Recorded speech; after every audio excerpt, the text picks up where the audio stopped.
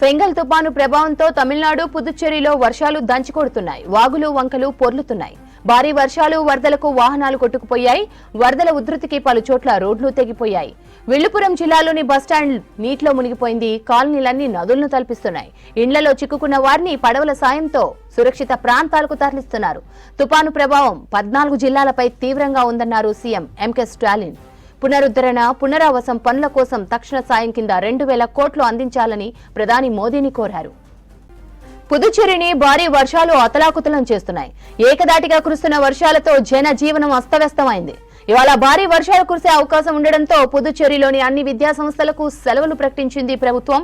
ఇక వరదలతో నిరాశ్రయులైన వారికి తక్షణ సాయం కింద 5,000 రూపాయలు అందిస్తామన్నారు సీఎం రంగస్వామి. ఇక పంటలు నష్టపోయిన వారికి హెక్టార్కు 30,000, పడవల రిపేర్లకు 10,000 నష్టపరిహారం ఇస్తామన్నారు. శంకరపరిణి నది ఉప్పొంగి ప్రవహించడంతో ఎన్ఆర్ నగర్లోని 200 ఇళ్లలోకి నీళ్లు వచ్చాయి. దీంతో వారిని సురక్షిత ప్రాంతాలకు తరలిస్తున్నారు ఎన్డీఆర్ఎఫ్ సిబ్బంది. ఫెంగల్ తుపాను ప్రభావంతో తమిళనాడు పుదుచ్చేరిలో వర్షాలు దంచికొడుతున్నాయి. వాగులు వంకలు పొర్లుతున్నాయి. భారీ వర్షాలు వరదలకు వాహనాలు కొట్టుకుపోయాయి. వరదల ఉధృతికి పలుచోట్ల రోడ్లు తెగిపోయాయి. విల్లుపురం జిల్లాలోని బస్టాండ్ నీటిలో మునిగిపోయింది. కాలనీలన్నీ నదుల్ని తలపిస్తున్నాయి. ఇండ్లలో చిక్కుకున్న వారిని పడవల సాయంతో సురక్షిత ప్రాంతాలకు తరలిస్తున్నారు.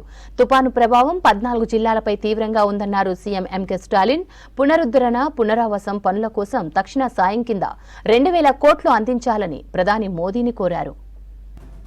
పుదుచ్చేరిని భారీ వర్షాలు అతలాకుతలం చేస్తున్నాయి. ఏకదాటిగా కురుస్తున్న వర్షాలతో జనజీవనం అస్తవ్యస్తమైంది. ఇవాళ భారీ వర్షాలు కురిసే అవకాశం ఉండడంతో పుదుచ్చేరిలోని అన్ని విద్యా సంస్థలకు సెలవులు ప్రకటించింది ప్రభుత్వం. ఇక వరదలతో నిరాశ్రయులైన వారికి తక్షణ సాయం కింద 5,000 రూపాయలు అందిస్తామన్నారు రంగస్వామి. ఇక పంటలు నష్టపోయిన వారికి హెక్టార్కు 30,000, పడవల రిపేర్లకు 10,000 నష్టపరిహారం ఇస్తామన్నారు. శంకరపరిణి నది ఉప్పొంగి ప్రవహించడంతో ఎన్ఆర్ నగర్లోని 200 ఇళ్లలోకి నీళ్లు వచ్చాయి. దీంతో వారిని సురక్షిత ప్రాంతాలకు తరలిస్తున్నారు ఎన్డీఆర్ఎఫ్ సిబ్బంది.